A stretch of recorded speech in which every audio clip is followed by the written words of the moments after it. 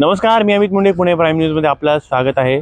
मंडळी, येत्या काही दिवसातच पुणे महानगरपालिकेच्या निवडणुका जाहीर होण्याची दाट शक्यता आहे आणि या संदर्भात पुणे महानगरपालिकेची जोरदार सध्या तयारी चालू आहे। कालच या संदर्भात पुणे महानगरपालिकेचे आयुक्त नवल किशोर राम यांनी एक पत्रकार परिषद घेतली आणि या पत्रकार परिषदेमध्ये त्यांनी प्रभागनिहाय मतदार यादी जाहीर केली आणि याच संदर्भात ही जी यादी आहे ही सर्वात लक्षवेधी बाब म्हणजे एकंदरीत 2017च्या निवडणुकीनंतर तब्बल 9 लाख नवे मतदार त्यांची वाढ झालेली आपल्याला पाहायला मिळते। इतक्या मोठ्या प्रमाणात मतदारसंख्या वाढल्यामुळे आगामी निवडणुका अधिक व्यापक आणि स्पर्धात्मक आणि महत्त्वाची ठरणार आहे।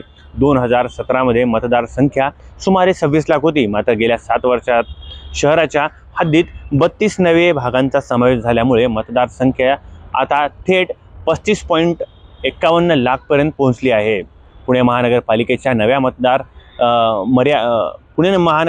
नव्या मर्यादित आलेल्या भागातील अनेक नागरिक प्रथमतःच महानगरपालिकेच्या निवडणुकीमध्ये मतदान करणार आहेत। यामुळे या निवडणुकीमध्ये नवे मतदार यांना उत्सुकता आणि अपेक्षा यापूर्वी अधिक आता वाढणार आहेत।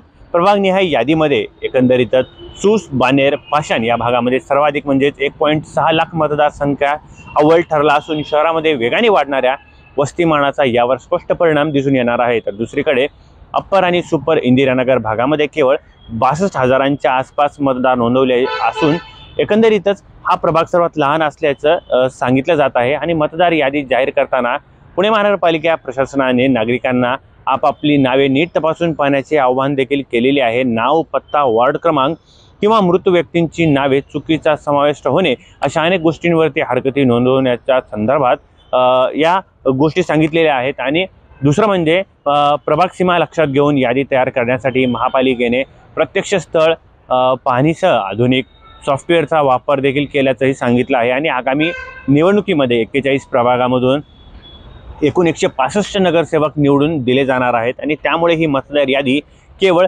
लोकसंख्या वाढ दाखवत नाही, तर पुणे शहराची जी वाढती लोकसंख्या, बदलती भौगोलिक रचना आणि नागरिकांच्या सहभागाचे नवे चित्र स्पष्टपणे समोर आणते। आता पाहायला गेले तर पुणे महानगरपालिकेत नवीन गावं समाविष्ट असल्यामुळे अनेक मतदार सुद्धा वाढलेले आहेत, पण मतदारांनी आपला हक्क कशा पद्धतीने बजावतात हे देखील पाहणं तितकंच महत्त्वाचं ठरणार आहे।